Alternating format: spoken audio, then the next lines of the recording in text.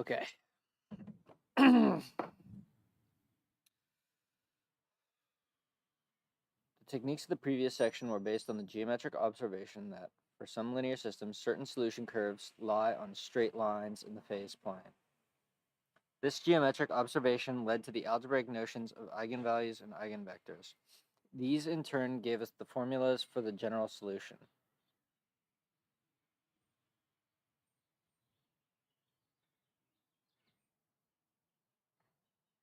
Unfortunately, these ideas do not work for all linear systems. Geometrically, we hit a roadblock when we encounter linear systems whose direction fields do not show any straight line solutions. In this case, it is the algebra of eigenvalues and eigenvectors that leads to an understanding of the system. Even though the method is different, the goals are the same. Starting with the entries in the coefficient matrix, understand the geometry of the phase portrait, the x of t and y of t graphs, and find the general solution. Complex numbers. In this section and the rest of the book, we use complex numbers extensively. Complex numbers are numbers of the form x plus iy, where x and y are real numbers and I is the imaginary number square root of minus 1. A word of caution, all mathematicians and almost everyone else denote the imaginary number square root of minus 1 by the letter I. Electrical engineers use the letter I for the current because current starts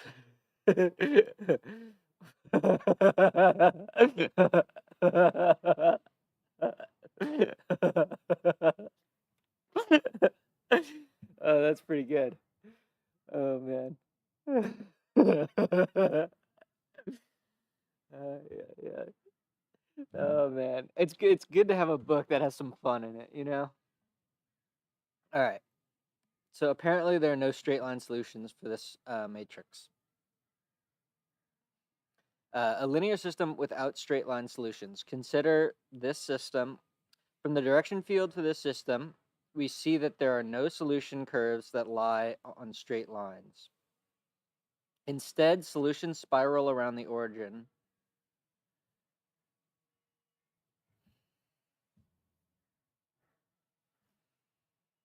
The characteristic polynomial is this. The eigenvalues are the roots of the characteristic polynomial that is the solutions of the equation. Hence, this system of equations, they're just minus 2 plus 3i and minus 2 minus 3i.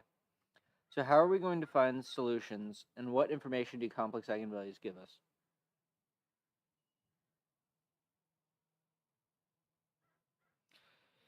The most important thing to remember is, don't panic. Things are not nearly as complicated as they might seem. We cannot use the geometric ideas in sections 3.2 and 3.3 to find solution curves that are straight lines because there aren't any straight lines. However, the algebraic techniques we used in those sections work the same way for complex numbers as they do for real numbers. The rules of arithmetic for complex numbers are exactly the same as for real numbers, so all of the computations we did in the previous section are still valid, even if the eigenvalues are complex. Consequently, our main observation about solutions of linear systems still holds, even if the eigenvalues are complex. That is, given the linear system, if lambda is an eigenvalue for A, and y0 is an eigenvector for the eigenvalue lambda, then we still get a solution e to the lambda t y0. We can easily check this by differentiation as we did before. So let's see, we get dy dt is going to be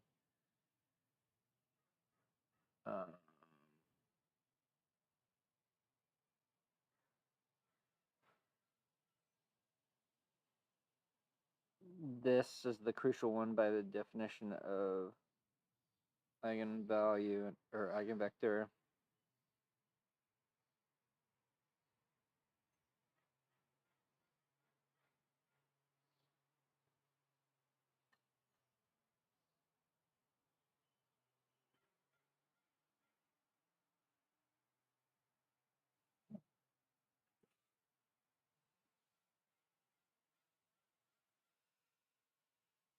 Okay, so because y0 is an eigenvector with eigenvalue lambda, so y of t is a solution. Of course, we need to make sense of the fact that the exponential is now a complex function, and the fact that the eigenvector So if we just go to Desmos, for instance,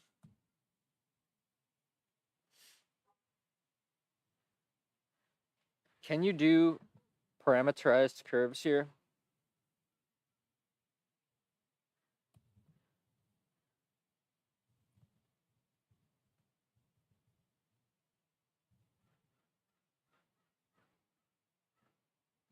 They don't, yeah, they don't have a,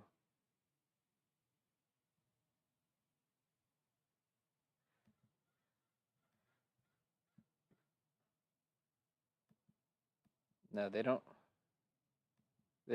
have a way to do the phase plane, I think. I'm sure there is a way.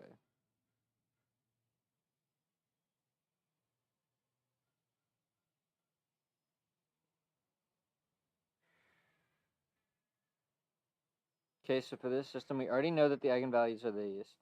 We need to find the eigenvector, just as we would if lambda 1 were real, by solving for the system of equations.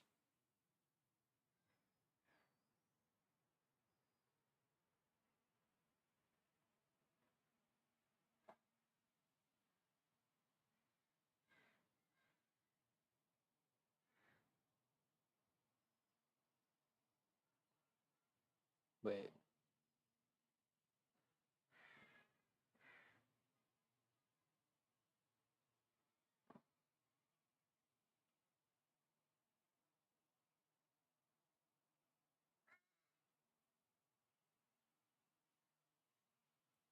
Just as in the case of real eigenvalues, these equations are redundant. Multiply both sides of the first equation by I.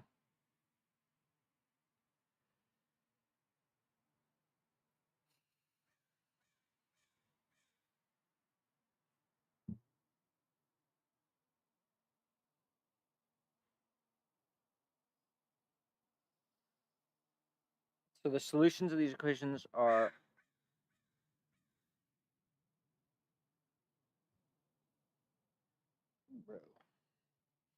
all pairs of complex numbers that satisfy if we let y0 equal 1 and x0 equal I. In other words, oh yeah, that works.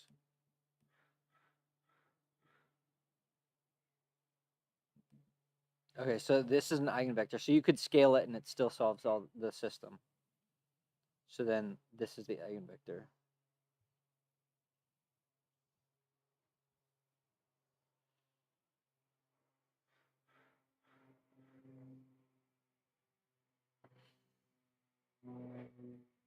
It's hard to visualize. Obtaining real valued solutions from complex solutions.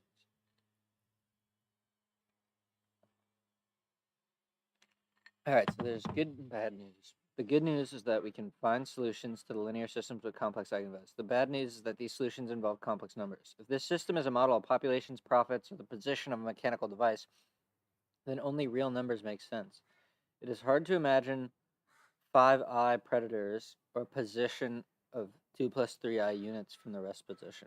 In other words, the physical meaning of complex numbers is not readily apparent. We have to find a way of producing real solutions from complex solutions. Oh, okay. So we're definitely going to need to get into this. I kind of skipped on this in linear algebra.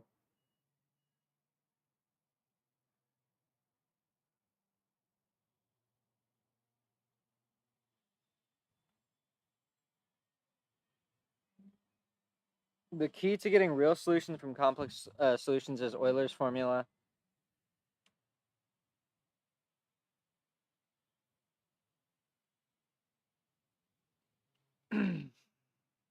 For all real numbers a and b using the power series, one can verify that e to the ib is equal to cos b plus I sine b.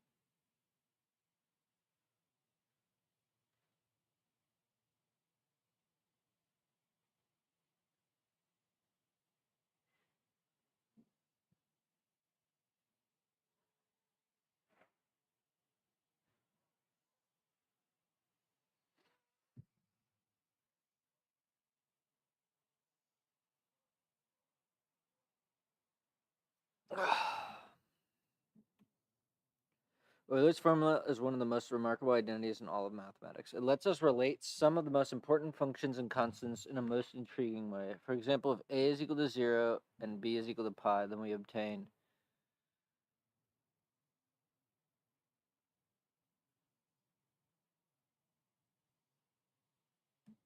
sine pi is 0, so this becomes minus 1.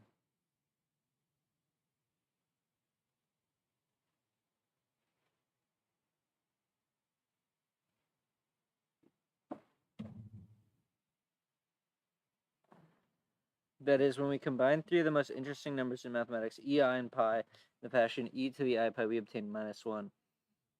If we use Euler's formula to define a complex valued exponential function, we have e to the a plus ib t is equal to e to the at plus e to the ibt. And you get e to the at cos beta bt plus I e to the at sine b of t.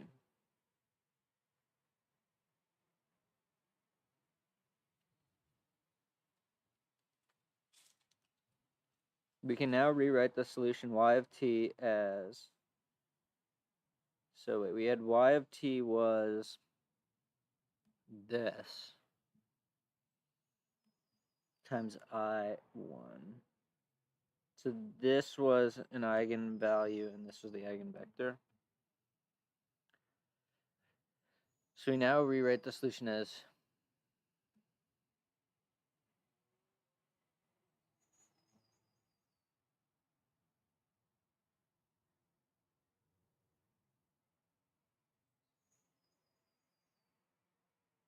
so far we have only rearranged the solution of y of t to isolate the part that involves the number I.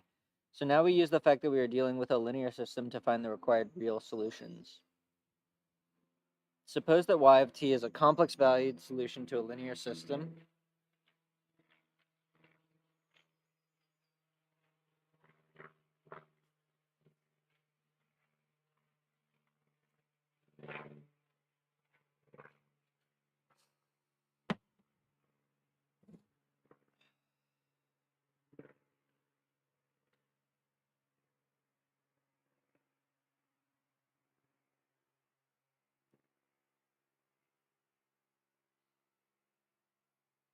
So okay, suppose that y is equal to the real part plus the imaginary I times the imaginary part.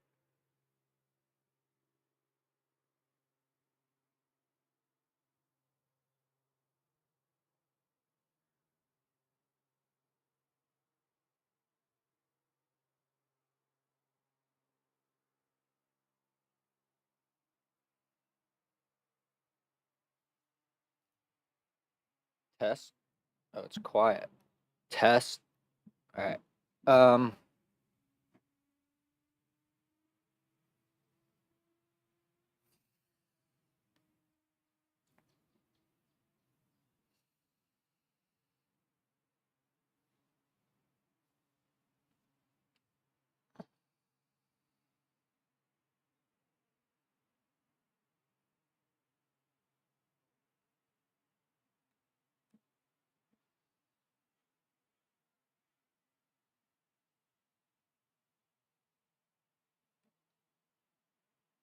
To verify this theorem, we use the fact that y of t is a solution. In other words, now we replace y of t with ym on both sides of the equation. On the left-hand side, okay, the differentiation rules give that. On the right-hand side, we use the fact that it's a linear system to obtain that. So that's nice. I understand that. So we have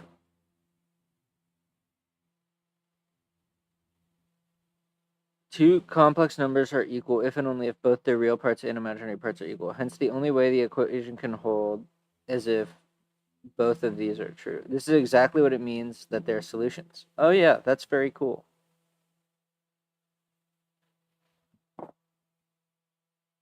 By taking the real and imaginary parts, we know that this is a real solution and this is an imaginary part.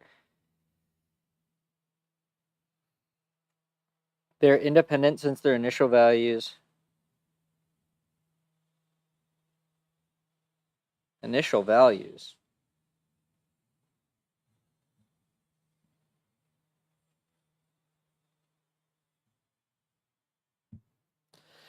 So the general solution of this system is... Wait, what?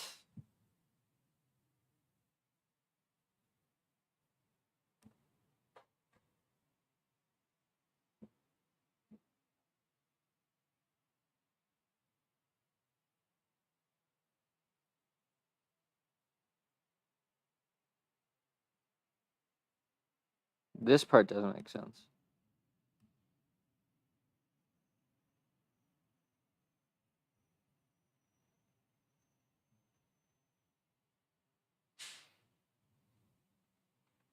Note that in the above example, we only needed to compute the eigenvector corresponding to one of the two complex eigenvalues. By breaking the resulting complex valued solution into its real and imaginary parts, we obtained a pair of independent solutions. So in this case, using complex arithmetic means that we only have to do half as much work.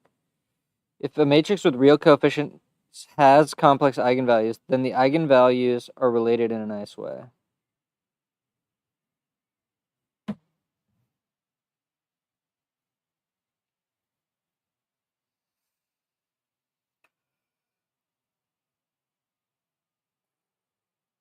Oh.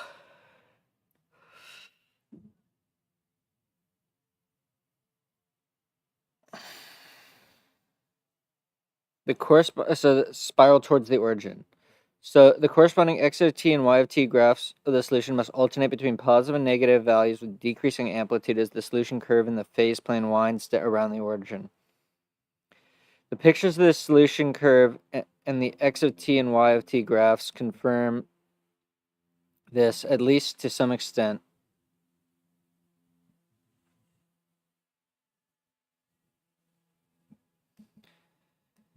From these graphs, it appears that the solution winds... Wait.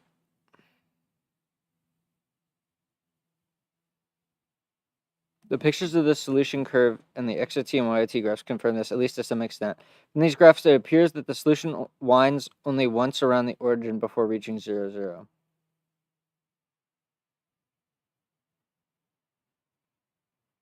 But is that true, though?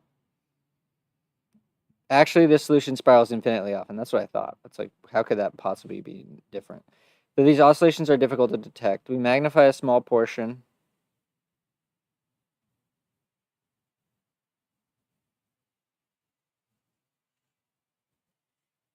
Oh, yeah. The formula for the general solution of this system provides us with detailed behavior of the spiral.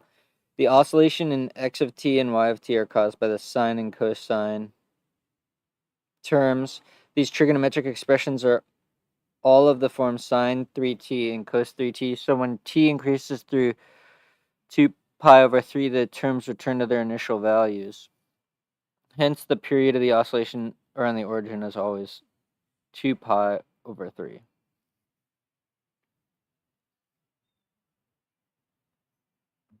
So you set 3t equal to 2 pi. Okay, yeah, that's what you do to solve for the period. No matter how large t is or how close the solution becomes to the origin. Meanwhile, solutions must approach the origin because of the exponential term e to the minus 2t. This term shows that the amplitude of the oscillations of the x of t and y of t graphs decreases at this very fast rate. This also explains why it is difficult to see these oscillations near the origin. Happily, this kind of description of the solutions can be accomplished without resorting to computing the general solution of the system. In fact, it can be obtained from the eigenvalues alone. The qualitative behavior of systems with complex eigenvalues. The discussion above can be generalized to any linear system with complex eigenvalues. First, find a complex solution by finding the complex eigenvalues and eigenvectors. Then take the real and imaginary parts of this solution to obtain two independent solutions. Finally, form the general solution in the usual way as a linear combination of the two independent particular solutions.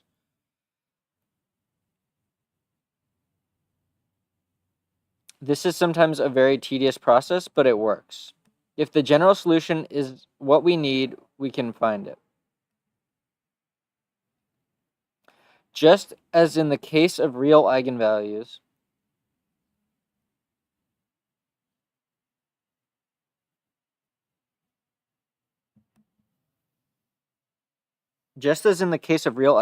we can tell a tremendous amount about the system from the complex eigenvalues without doing all the detailed computations to obtain the general solution. Suppose that dy dt is equal to ay is a linear system with complex eigenvalues a plus bi and a minus bi for b not equal to 0. Verify that complex eigenvalues always come in pairs of this form and is an interesting exercise. Then we know that the complex solutions have the form where y0 is a complex eigenvector. We can rewrite it using Euler's identity. Because y0 is a constant, the real and imaginary parts of the solution y of t are a combination of two types of terms, the exponential and the trigonometric. The effect of the exponential term on solutions depends on the sign of alpha. If alpha is greater than 0, then the e to the at term increases exponentially as t goes to infinity, and the solution curve spirals off toward infinity.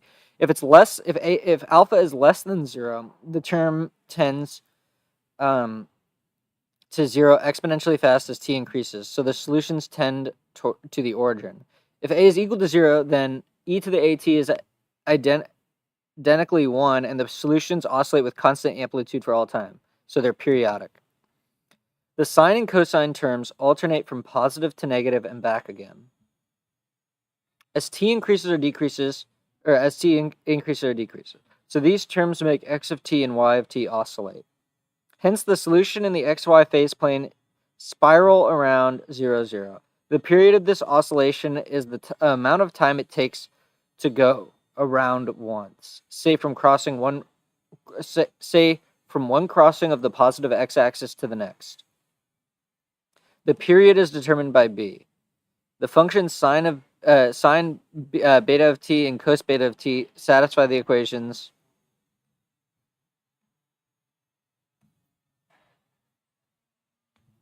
so increasing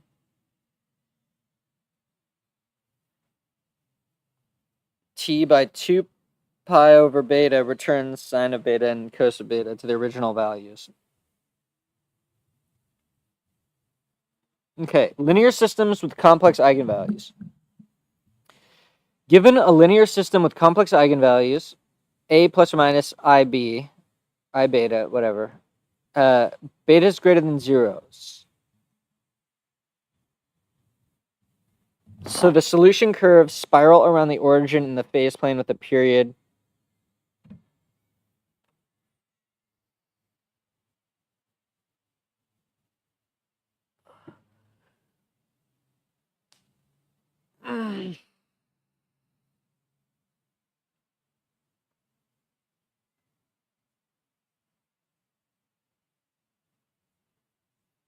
if a is less than 0, the solution spiral towards the origin, in this case, spiral sink. A greater than 0, spiral source. A is equal to 0, the solutions are periodic. They return exactly to their initial conditions in the phase plane and repeats the same closed curve over and over. It's called a center. The question of which way the solutions spiral, or wait, when we get into that,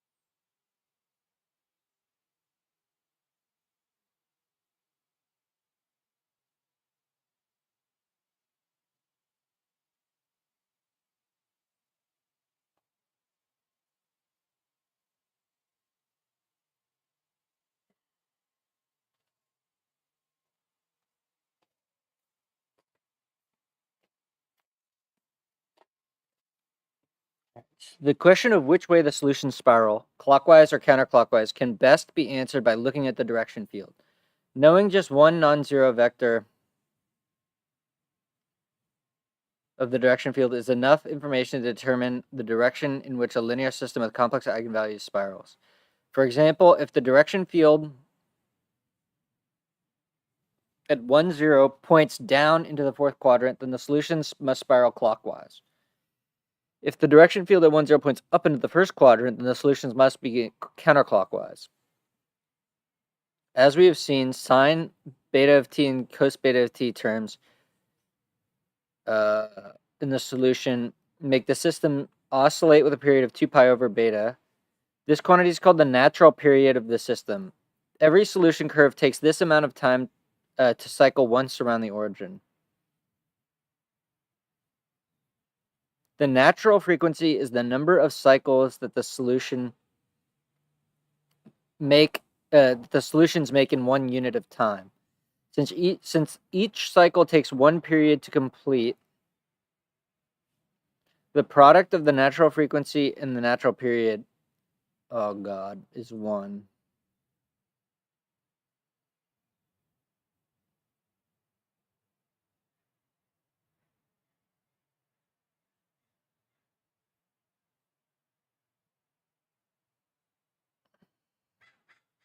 No, that's not that complicated. Okay. And consequently, frequency is the reciprocal of period. You just got to remember what the definition of period and frequency are. In other words, the natural frequency of sine beta of t and cos beta of t is beta over 2 pi. Frequencies are often measured in the cycles per second. 1 cycle per second is 1 hertz. For example, Glenn and Paul listened to the Red Sox baseball games on the AM radio station that broadcasts at a frequency of 850 kilohertz, 850,000 cycles per second. And the computer processor in Bob's personal computer runs at a speed of 1 gigahertz. It is sometimes convenient to talk about the frequency of sine beta of t and cos beta of t in terms of radians rather than cycles. Since a complete cycle is 2 pi radians, the natural frequency of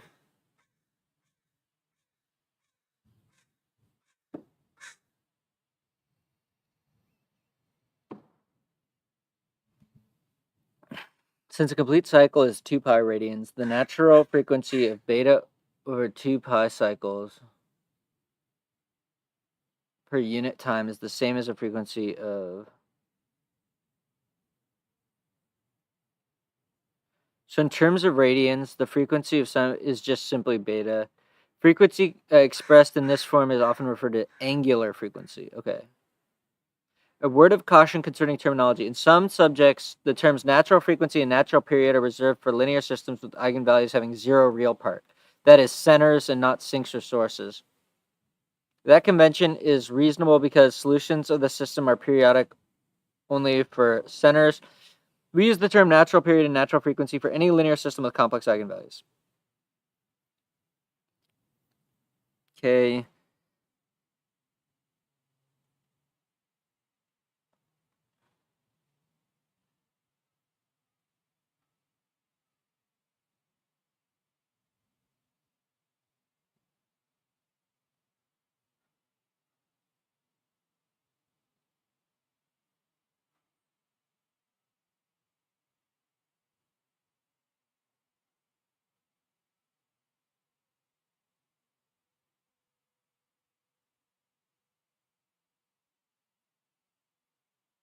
The natural period of this system is 2 pi over square root of 5, because this is the beta, right? Okay.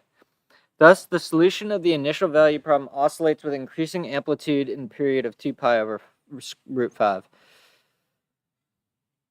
The direction field shows that solutions spiral in the clockwise direction. To find the formula for the solution of the IVP, we must find an eigenvector for one of the eigenvalues, say 1 plus I root 5. In other words, we solve ax equals lambda x, which is equivalent to the set of the equations, direction field. Just as in the case of real eigenvalues, these two equations are redundant. The second equation can be turned into the first by subtracting 2y0 from both sides. Then multiplying both sides by minus whatever. We only need one eigenvector, so we choose any convenient value for x and solve for y. If we set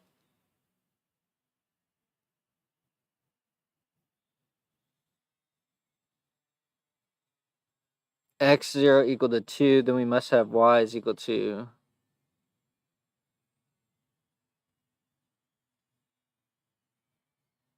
1 plus I root 5. So the eigenvector is going to be, 2. Yeah, that makes sense. So the corresponding complex solution for rewriting this using Euler's formula, we obtain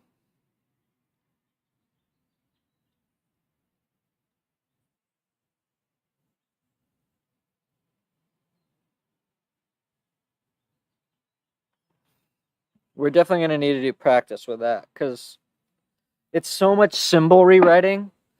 All right, using this rewriting using Euler's, you get the general solution is then. So this is what I don't understand is like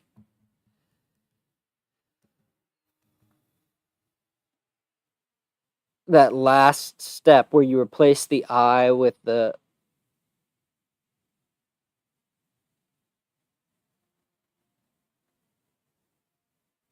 this is the general solution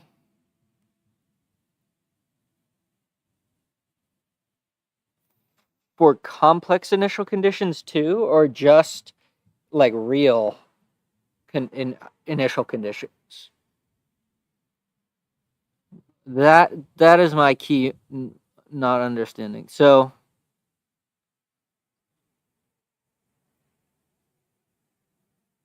where K1 and K2 are arbitrary constants, to solve the IVP, we solve for K1 and K2 by setting the general solution at t equal to 0. Yeah, so you do the normal thing. So that's all the same as usual. You solve this and then you set it at, okay, so that's easy. But I do want to know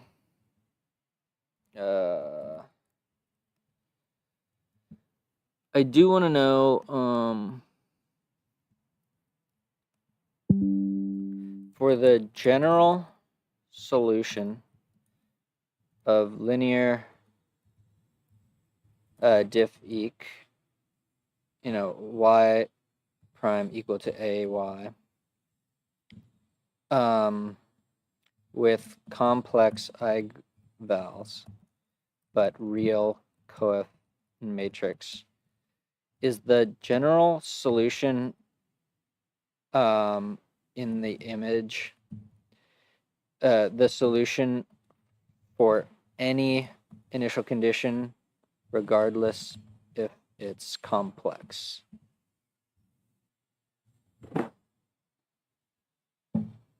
Because I just don't understand how you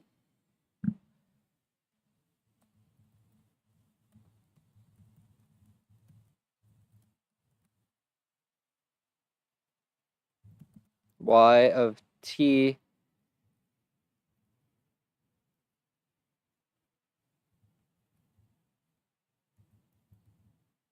y1 of t is equal to y re of t plus I y. All right, let's see what they were. Yes, what you've written down is a fundamental set of real valued solutions. Since those two vector functions are linearly independent over R, their linear combination with two arbitrary constants indeed produces every solution, whether or not you impose a real initial condition.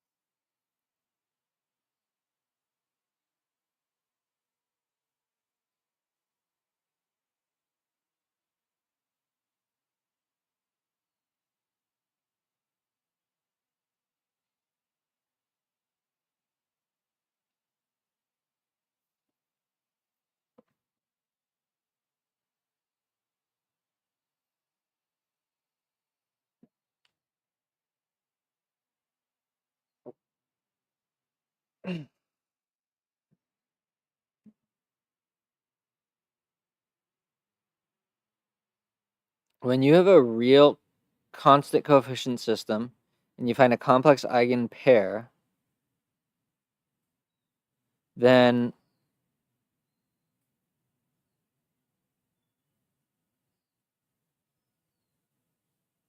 there's a complex valued solution. By Euler's formula, you expand it out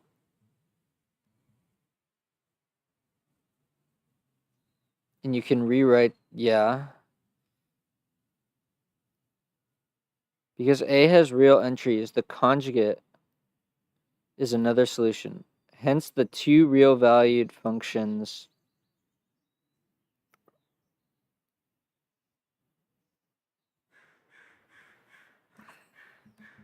because A has real entries, the conjugate of this function, so meaning e of t this minus I this, is another solution.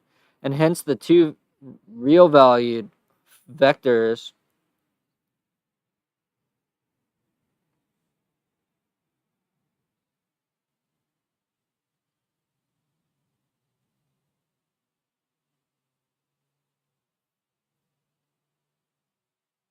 are each solutions in R2.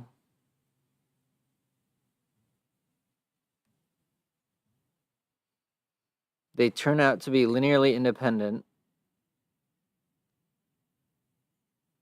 Like, why am I having a conceptual block here? It's like,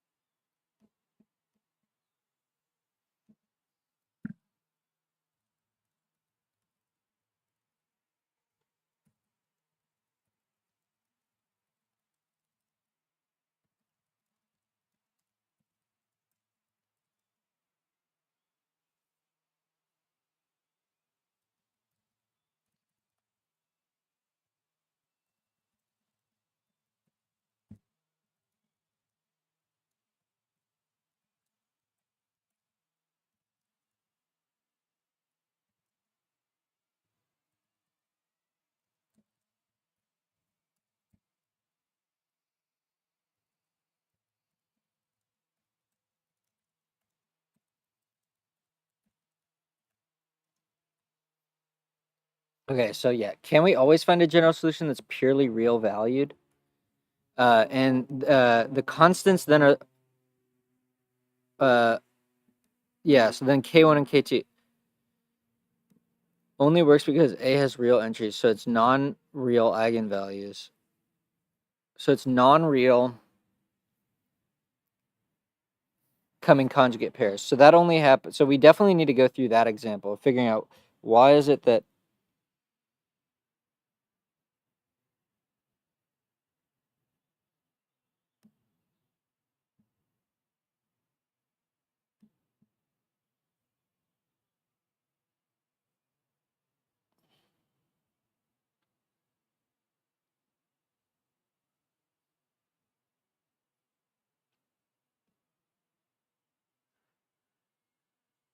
so for a real matrix A, you can always recast the general solution in purely real functions times real constants.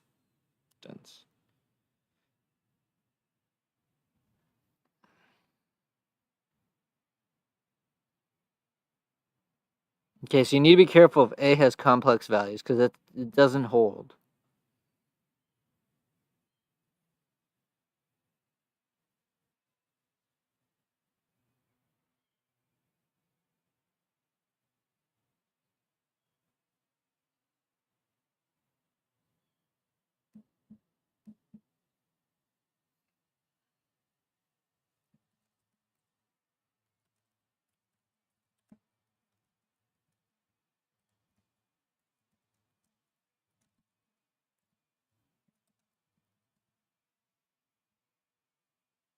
I think we just asked this, but I want to just double check again.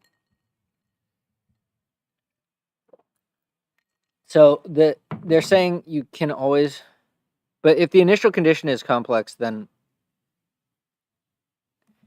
and if y is 0 complex, then the trajectory itself is going to stay complex too. Okay.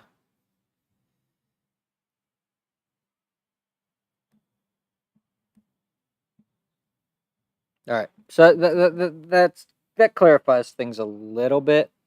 It still does seem kind of like a leap to do this.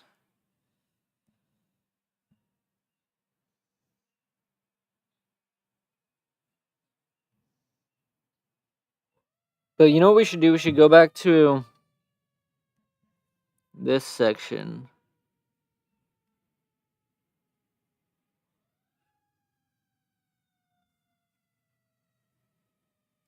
Where is it that we finally write a general solution?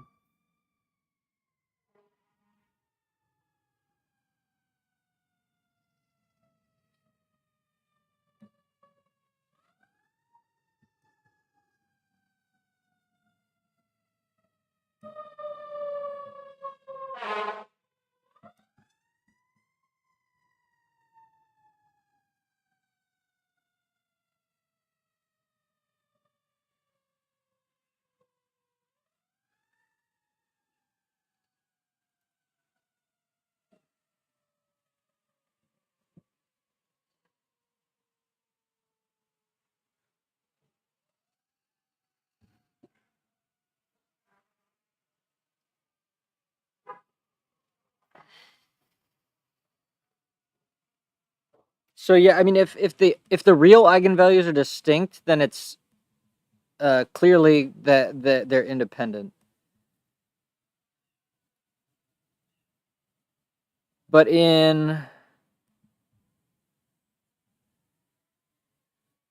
this case, they're independent because no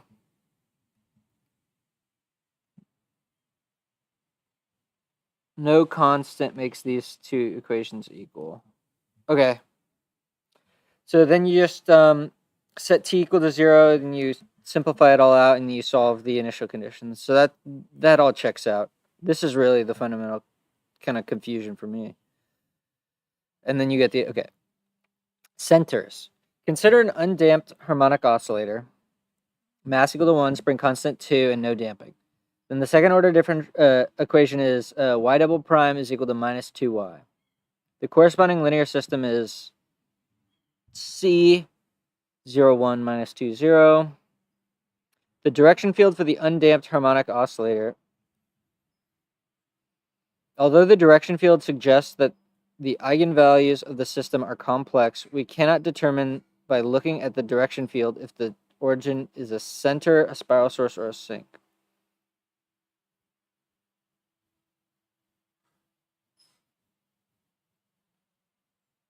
Yeah. Oh, hey, what's up, Andre? What's going on, man? Okay, so the direction field for this system is this picture.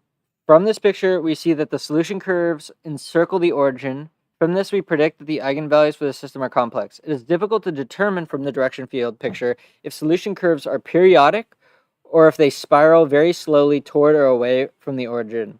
Since these equations model a mechanical system for which we have assumed there is no damping, we might suspect that the solution curves are periodic. We can verify this by computing the eigenvalues of the system. As a bonus, the eigenvalues give us the period of the oscillation. The eigenvalues are the roots of the characteristic polynomial plus or minus I root 2. Hence, the origin is a center and all solutions are periodic. The imaginary part of the eigenvalue is lambda, or is root 2. So the natural period of the system is 2 pi over root 2. This means that every solution completes one oscillation in root 2 pi units of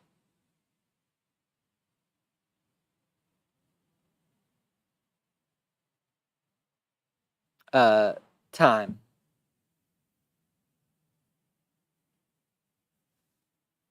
Regardless of initial condition.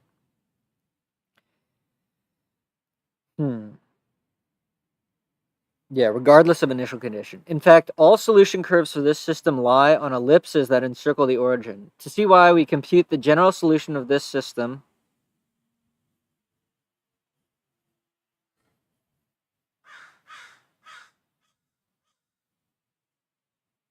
using methods of this section. We find that a complex eigenvector corresponding to the I root 2 eigenvalue is 1 I root 2. We obtain the general solution y of t is equal to k1 this plus this. Notice that if k2 is equal to 0,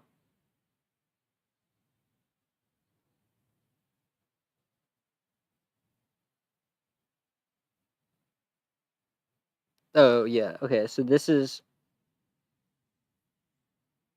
wait, let's just look up ellipse equation.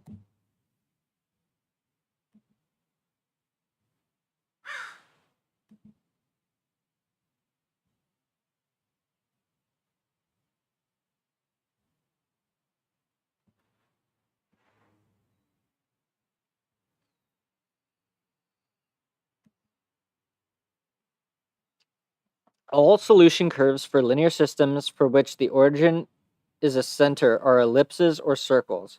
However, these ellipses need not have major and minor axes that lie along the x and y axes. For example, consider the linear system D. The eigenvalues of this matrix are roots of lambda squared plus 1 is equal to 0. The phase portrait consists entirely of ellipses, but they are not centered. Okay, that's cool. All right. Paul's and Bob's cafes revisited. Recall the linear system y prime equals to ay for Paul's and Bob's cafes from section 3.1. Suppose the coefficient matrix is A. We would like to predict the behavior of solutions of the system with as little computation as possible. First, we find the eigenvalues, and we get these. We know that the solution, so first off, this is positive.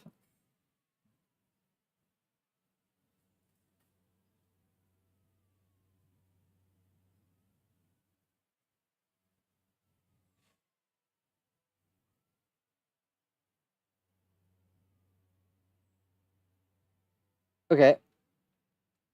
Because the real part is 1/2, the origin is a spiral source. This information tells us that every solution except the equilibrium point 0, 0 spirals away from 0, 0 in bigger and bigger loops as t increases. We can determine the direction and approximate shape of the solution curves by sketching the phase portrait. The x of t and y of t graphs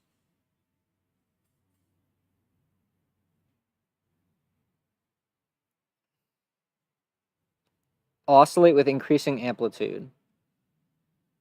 The period of these oscillations and the amplitude increases like e to the t over 2. We sketch the qualitative behavior of the x of t and y of t graphs. Either Paul and Bob will stay precisely at the break-even point 0, or the profits and losses of their cafes will go up and down with increasing amplitude. Also, the equilibrium point at the origin is unstable, so even a tiny profit or loss by either cafe eventually leads to large oscillations in the profits of both cafes.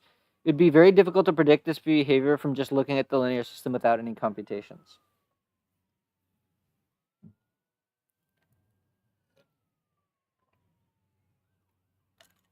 Hey, thanks, bro.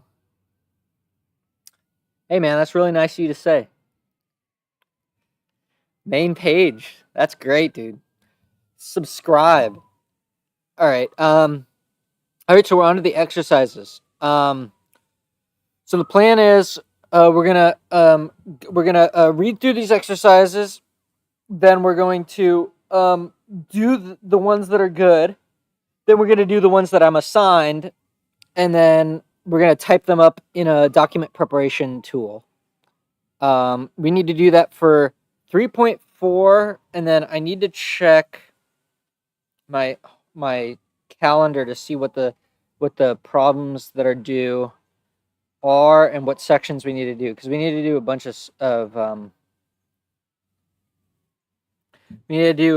of sections. I really want to do 3.7. 3.7 is cool. Okay, I'll be right back.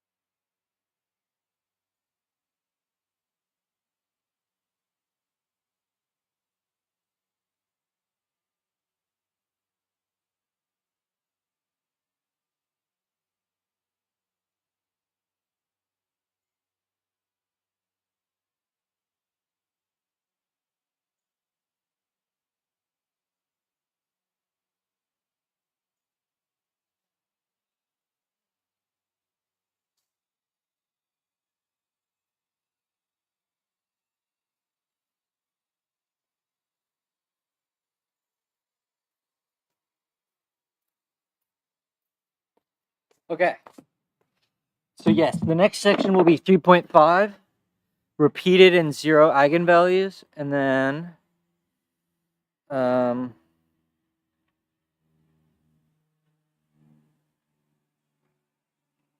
one after that is going to be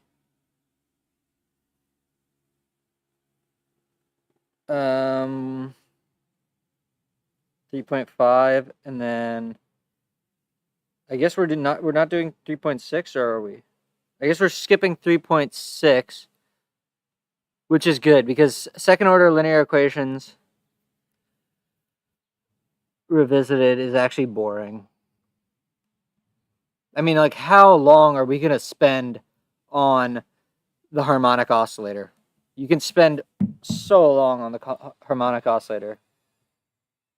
Okay, so we have 26 problems total. Let's just read through them, and then I'll get my camera and we'll do them on paper, on the whiteboard, or something like that. Maybe we'll just do them on the computer. I don't know. Suppose the 2x2 matrix A has lambda equal to 1 plus 3i as an eigenvalue. With an eigenvector, compute the general solution. Okay, so yeah, we oh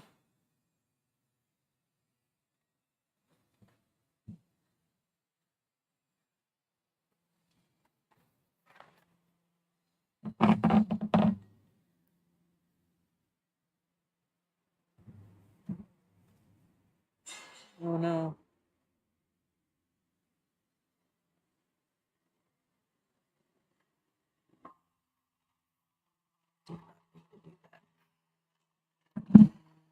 Okay.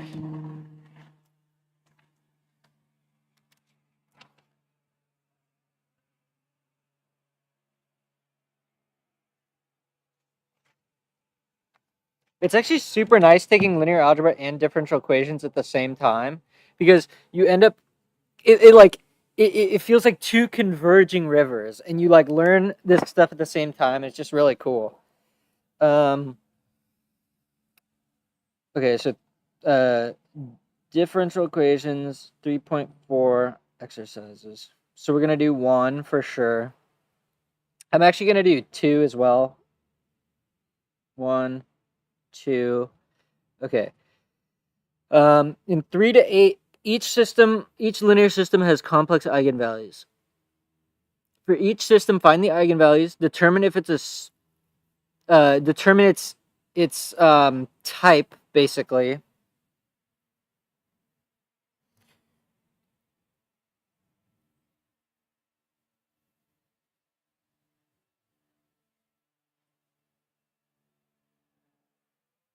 Determine the natural period and frequency of the oscillations. Determine the direction of the oscillations in the phase plane.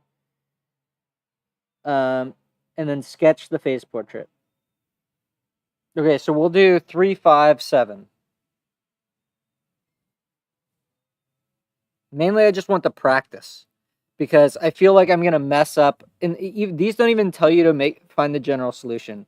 So then we'll want to do these. We'll do 9 and 11. Let me see which ones I actually have to do. So for 3.4, I have to do. Okay, so we'll do 9, 11, 13.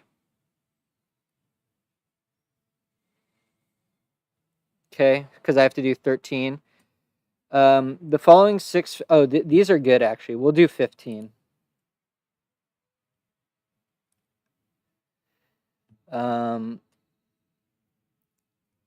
You basically determine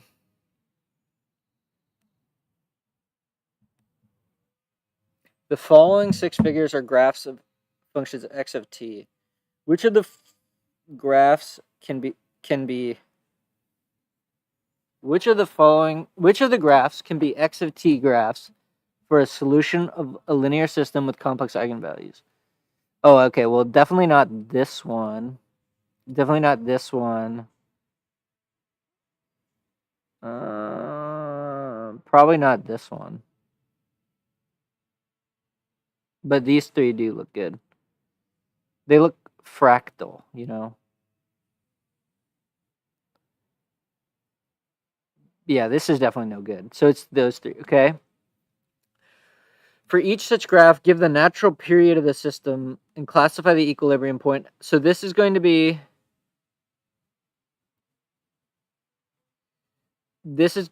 a spiral sink, spiral source. None of them are centers. For each graph that cannot be an x of t graph, explain why not. It's not period. It's not. I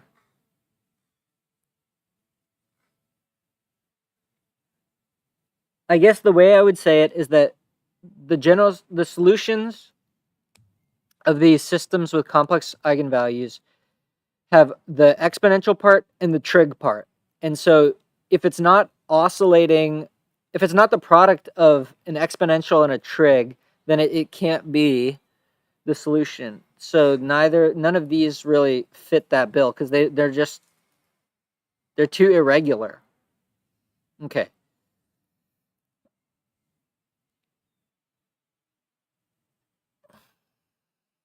So you're gonna get a squared plus, or wait, you're gonna get a minus lambda squared plus b. Okay, and I think I have to do 17. Yeah, so let's do 17. Suppose that a and b are real numbers, and that the polynomial lambda squared plus a lambda plus b has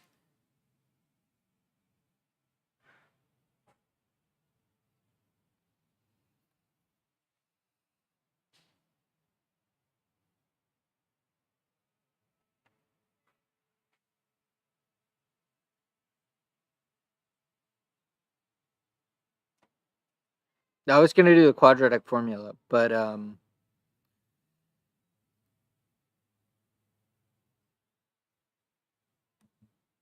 okay, 17 looks pretty interesting. 18, suppose that the matrix A with real entries has complex eigenvalues A plus I beta and lambda conjugate equal to A minus I beta, or A alpha minus I beta. Show that the eigenvectors of A must be complex. Show that the eigenvectors of A must be complex. That is, show that if y0 equal to x0, y0 is an eigenvector for A, then either x0 or y0 or both have a non-zero imaginary part.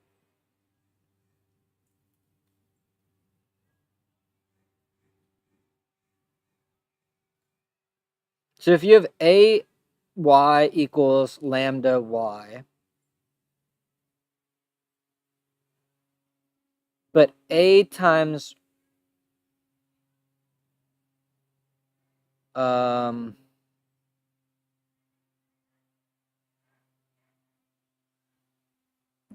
maybe we'll just look up the answer for it, but 18 seems good because I don't immediately see how you do it. Suppose the matrix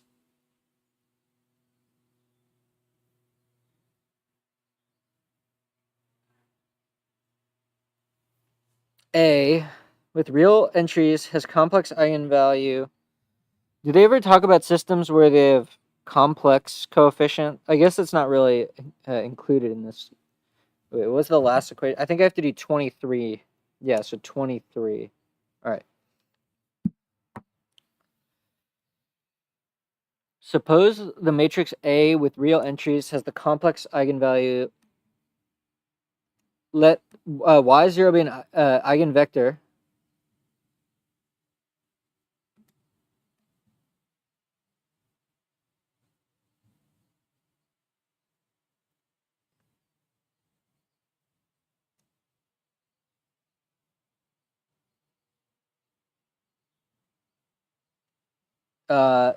We're definitely going to do 19.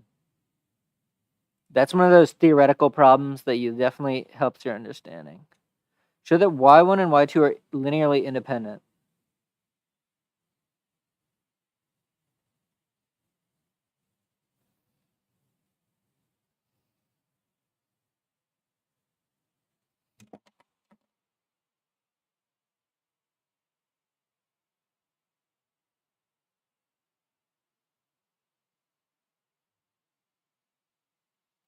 All right, so first you suppose that they are not linearly independent. Then you write x2, y2 as a scalar multiple of y1. Then then you factor it. So then y0 is equal to 1 plus ik. Wait, hold on. Is that right?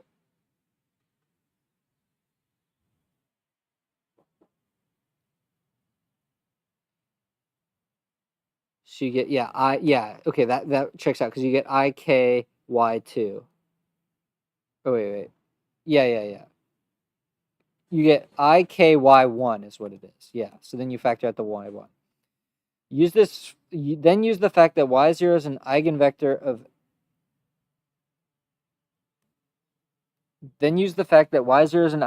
A, and that AY1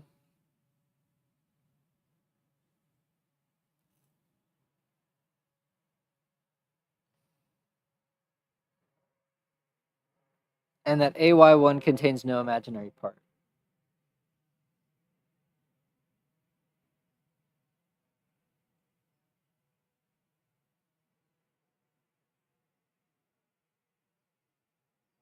Yeah, that's a good problem. I don't know the answer to that. All right, suppose the matrix A with real entries has complex eigenvalues. Lambda is equal to alpha plus I beta in the conjugate. Suppose that y0 is an eigenvector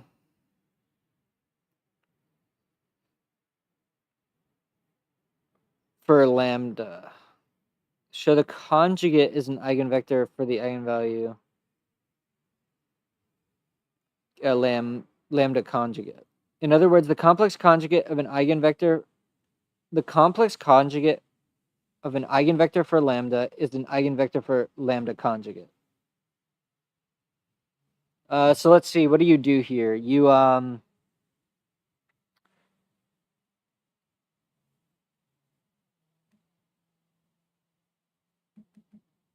okay, so you take this and you do then you multiply it by lambda conjugate, and then you do, because you're trying to do a y this is equal to lambda conjugate of this.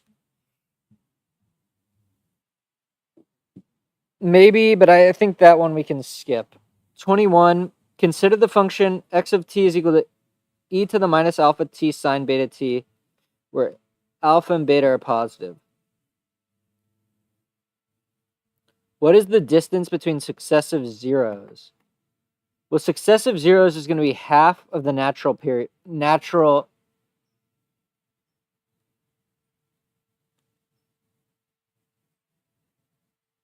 Half of the natural period.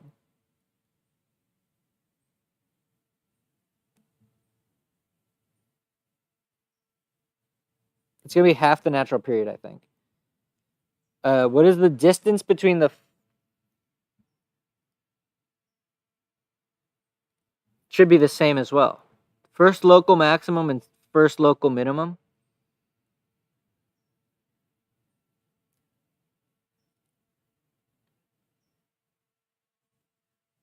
What is the distance? Well, distance, what do they mean by distance? Because distance kind of a distance with respect to time, or distance with respect to what? What is the distance between the first two local maxima? I'm guessing they mean with respect to time, but you could also look at it in the phase plane or something like that and see that way. What is the distance between t of 0 and the first local maximum?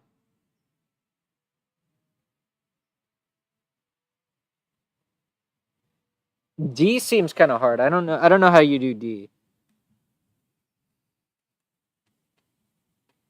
Okay, we'll do 21. We're doing most of the odd ones, because the odd ones have answers in the back of the book. Show that a function of the form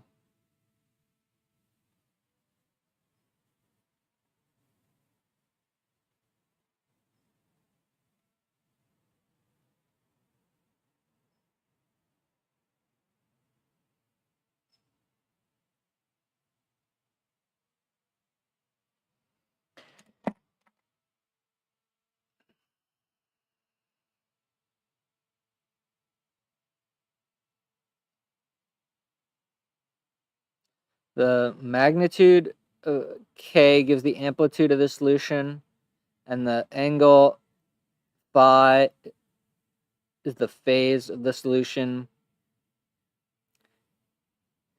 Pick phi such that k cos phi is equal to k1 and k sine phi is equal to k2.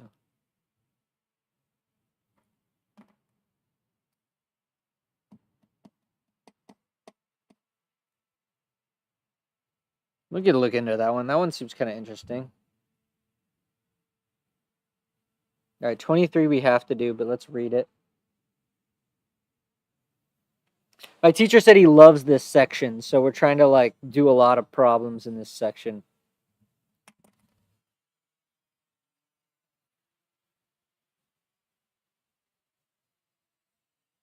All right, 23.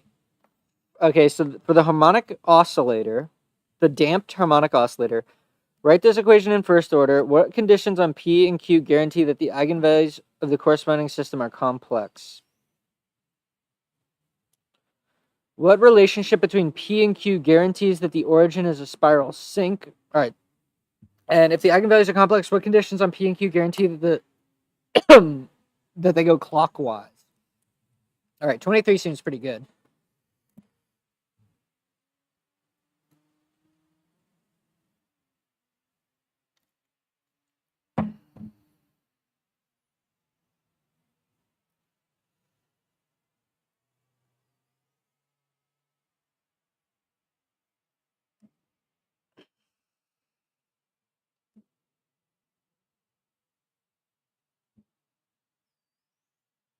I'd like to do 24.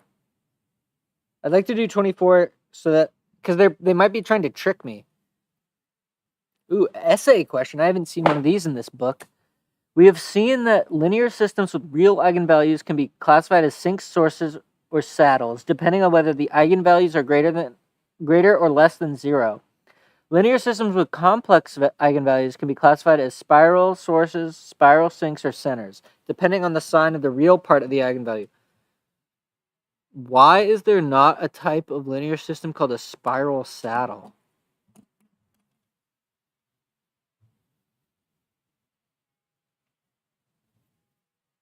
It's because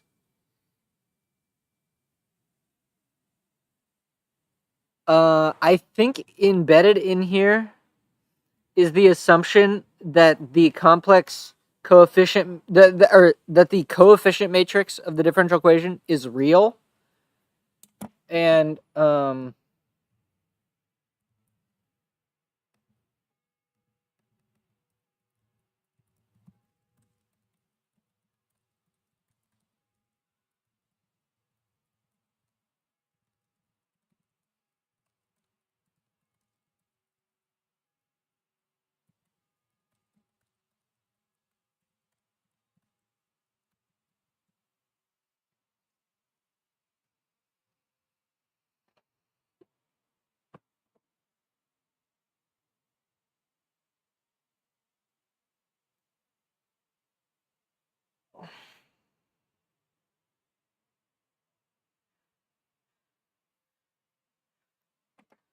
what does a spiral saddle look like, though?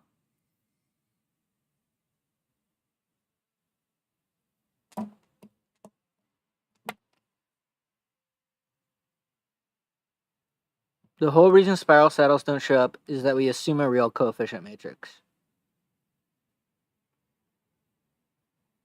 Yeah, that's what I thought. Oops.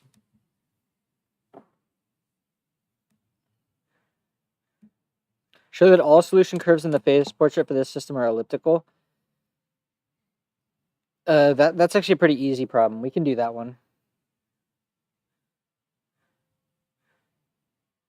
All right. Maybe I'll get my iPad and we'll do them on the board. All right, so let's get started. I'll go get my camera.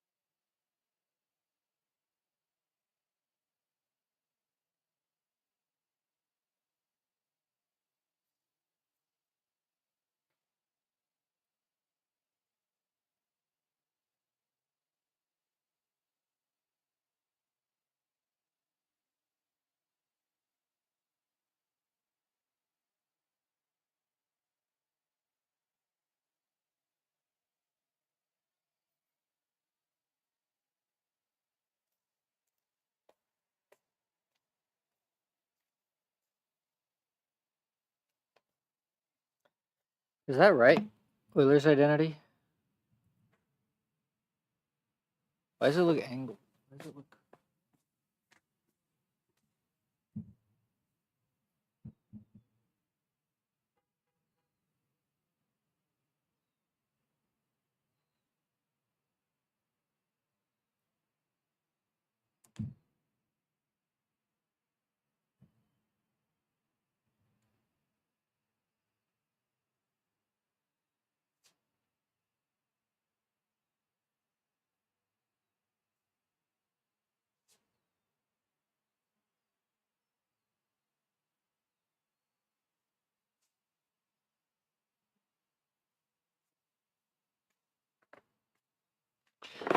Okay, Euler's identity.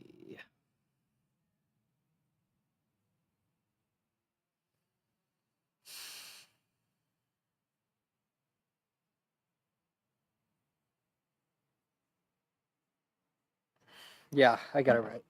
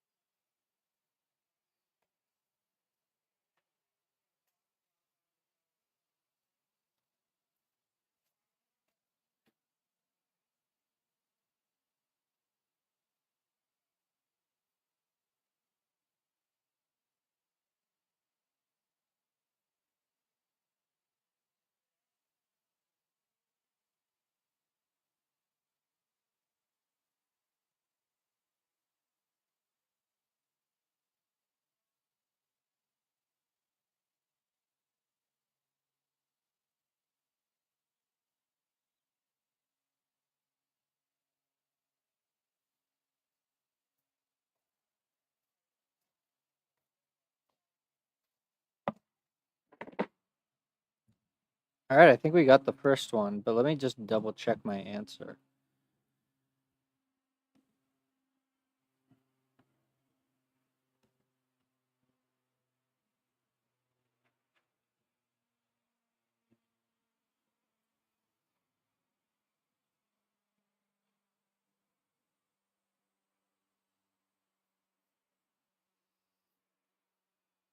K1 e to the t, 2 cos 3t minus sine 3t, cos 3t, cos 3t plus 2 sine t, sine 3t. All right, cool. So we did it. We got it right. That's exciting. All right.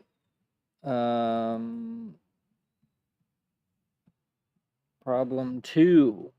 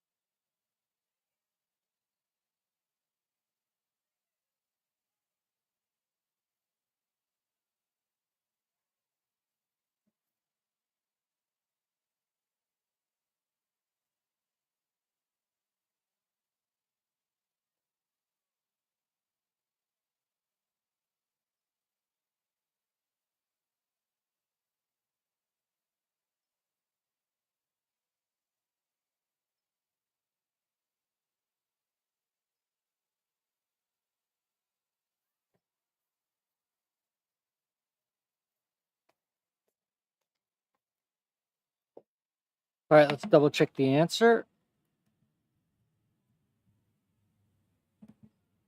Oh wait, 2 is not going to be in here. Let's just double check it like this.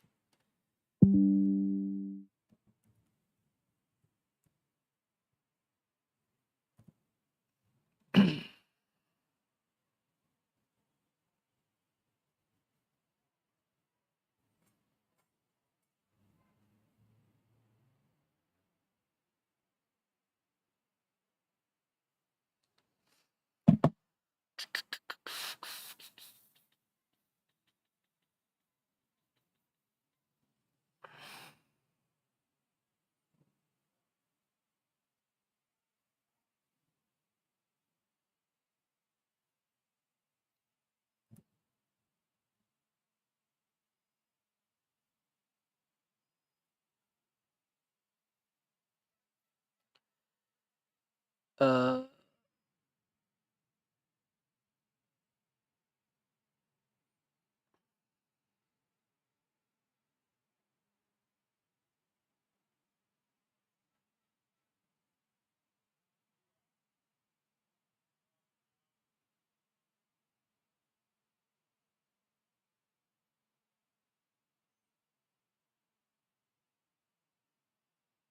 right, yeah. See, that's interesting. So this is what I was trying to get at before. But real form, this is like more general to me for some reason. I don't know.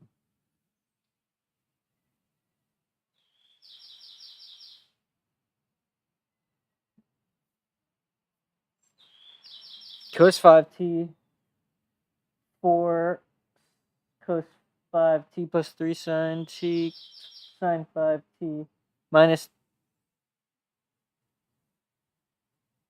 Oh wait.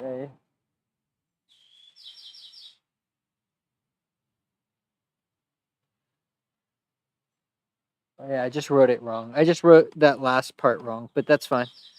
All right, so we mostly got it right except for that cos, that 4 cos should be a sine. But everything else is right. All right.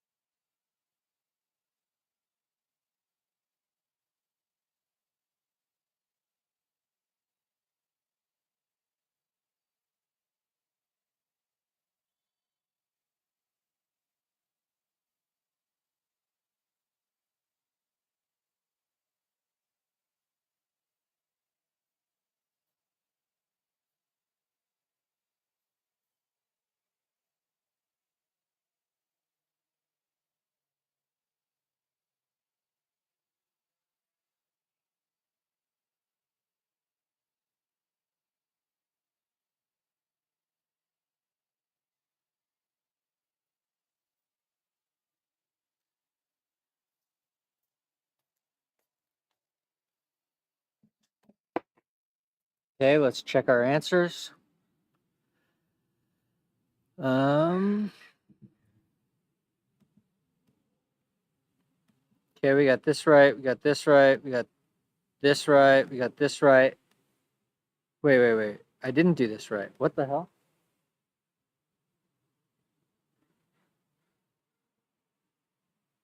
Oh, you know why? Because, do you see why I got it wrong? See, I mistranslated in part D what the, I just did the matrix vector multiplication wrong. So let's go fix that.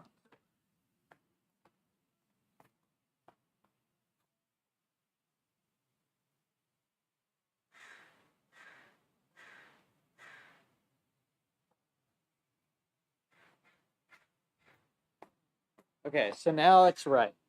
So we've done problems 1, 2, and 3. All right, it's problem 5.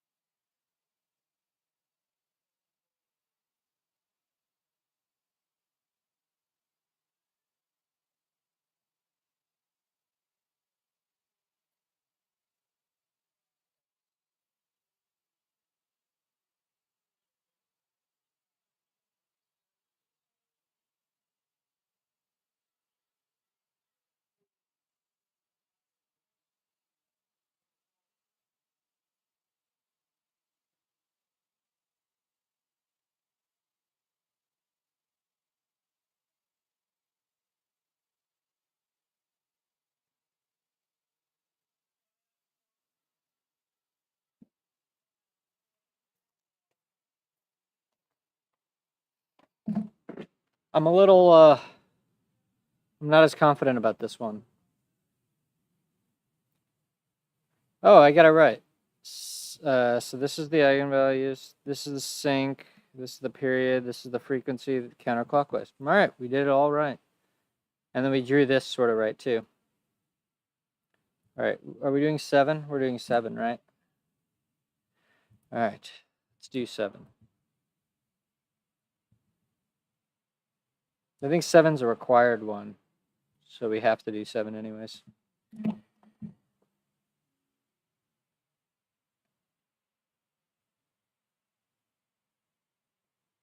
All right.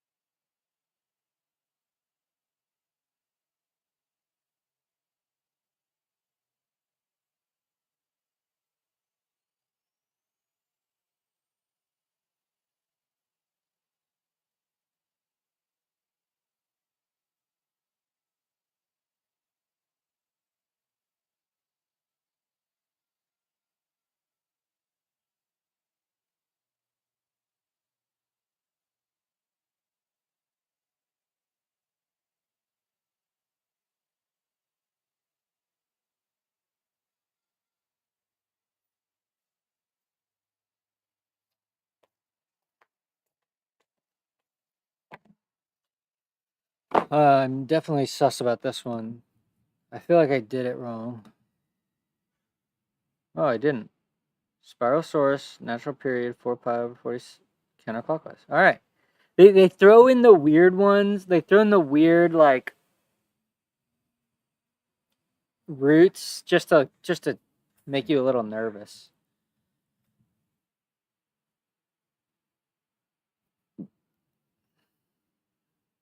Okay, we're doing 9 now. Okay, general solution, particular solution. Oh man, we got to do a linear solve.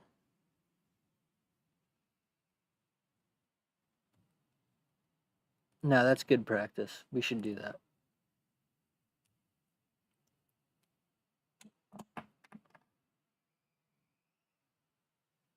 Oh, they're the same. Okay. I wish I had written down what the eigenvalues were.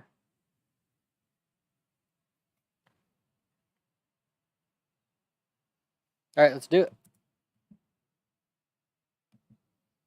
Yeah,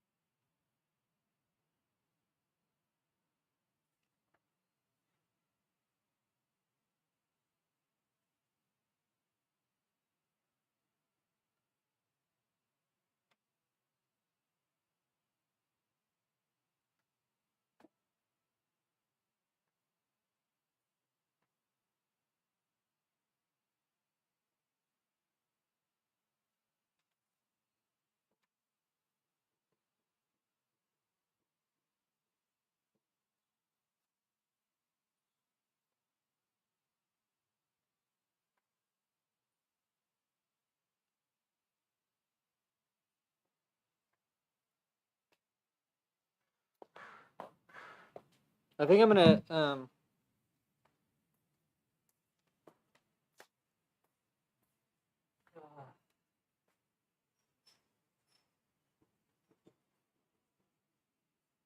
Okay.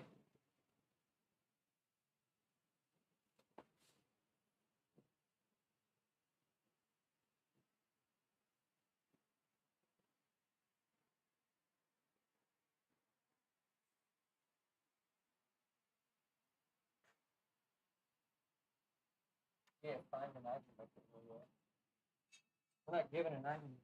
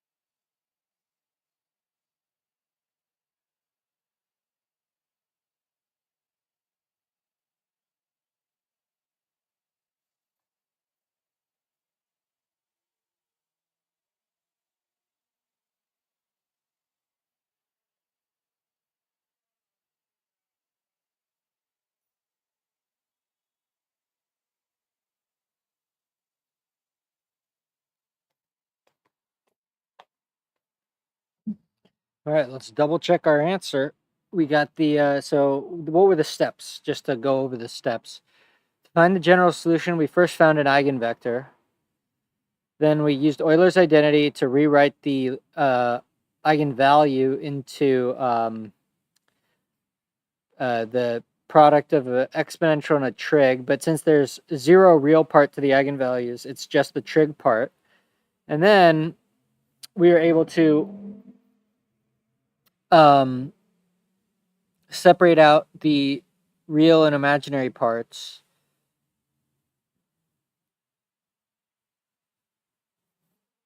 So let's just double check that the solution is indeed correct. So this was 9. This was 9. K1 cos 2t minus sine 2t.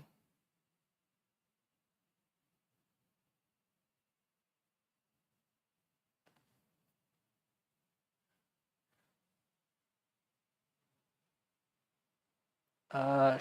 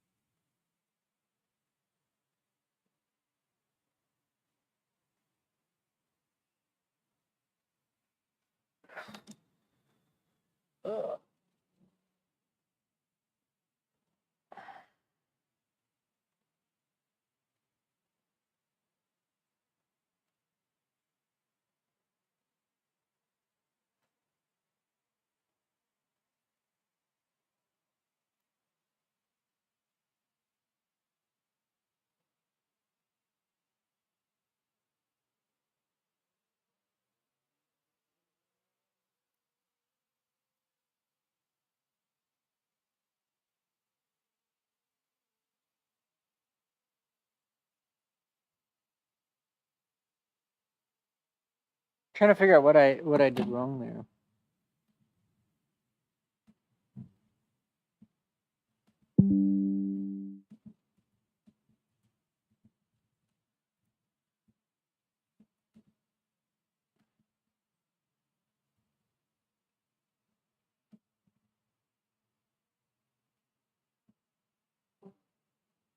Okay, so let's see, what did I do?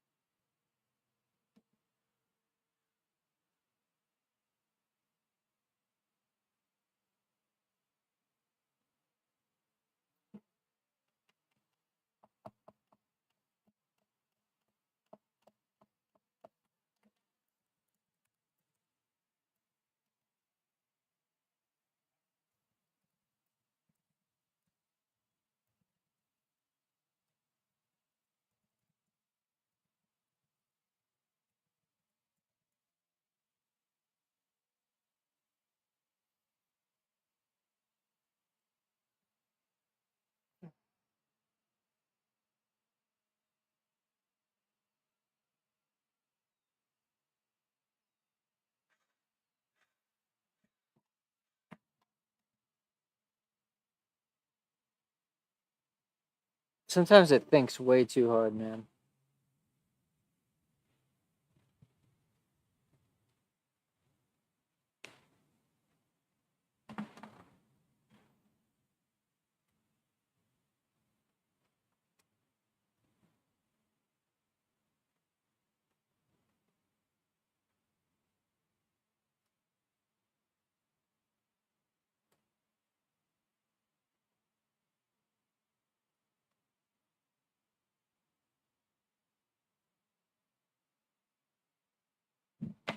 Wait, what?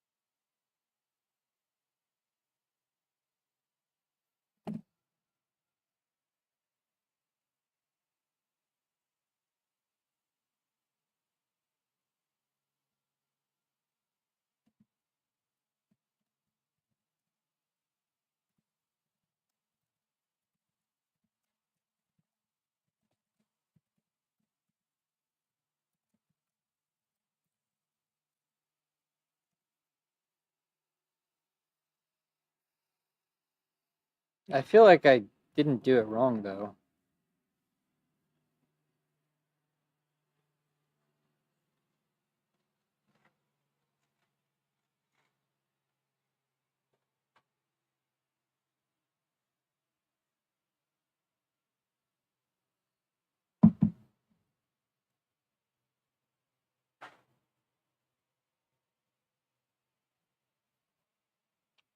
So I got this. Wait.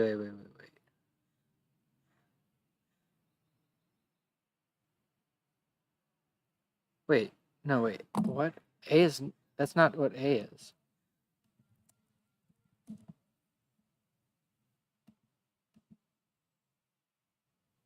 Oh, it is, bro. What? Wait. Oh my gosh, I did it again. Ugh. I flipped the sign of the actual transcription of it. Damn it. Okay, wait. So let's just go back to the board and see what happened.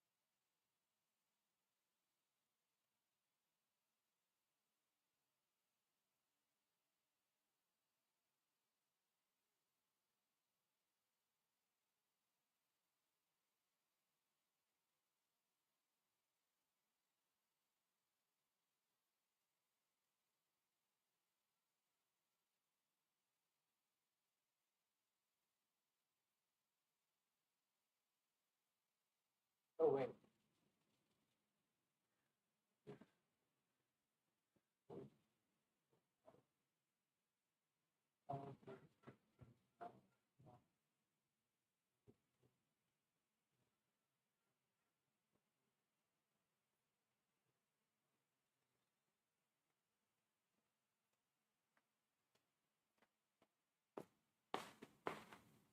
Okay, I think we fixed the sign errors. Did we get it right, though?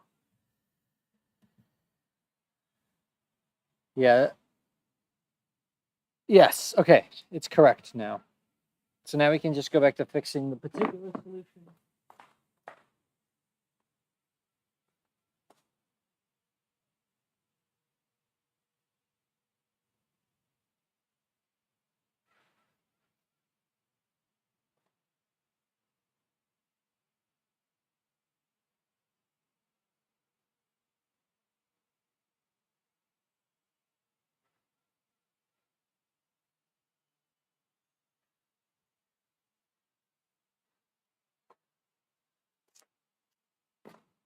Something like that.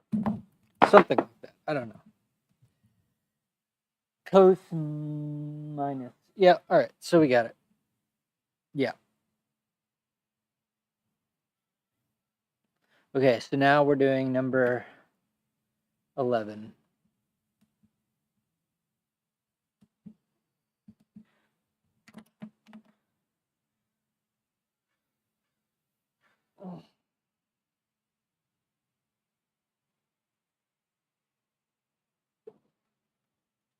Do we want to do 11? Let's just let's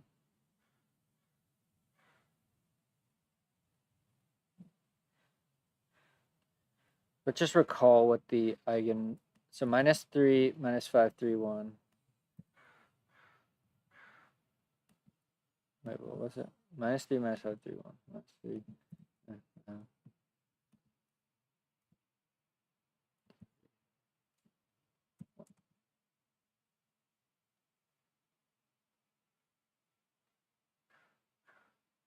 I mean, like, why would they give that to us?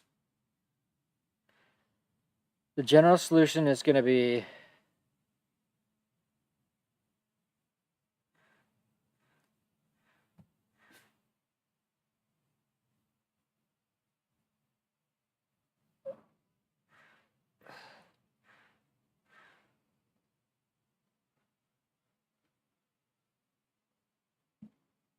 all right, so what I'm going to do is I'm just going to take my notebook and write down, we have lambda 1 is equal to minus 1 plus I root 11. And then we have V1 is equal to, oh boy, 1/3 minus 2 plus I root 11, 1 as our eigenvector. So then we're going to have to product that with, so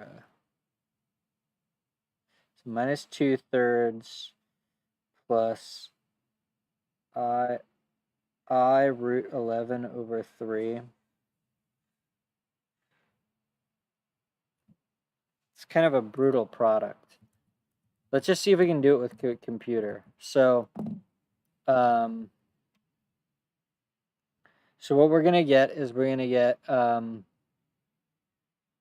x minus t times cos square root 11 t plus I, is that what that is? Yeah, I sine square root 11 t. So this is just the Euler's identity expansion of this first eigenvalue. And then we're going to multiply that by, so let's just see, let's do this. Or we could just do this. Oh, really? Okay, wait, I have to end the stream, unfortunately.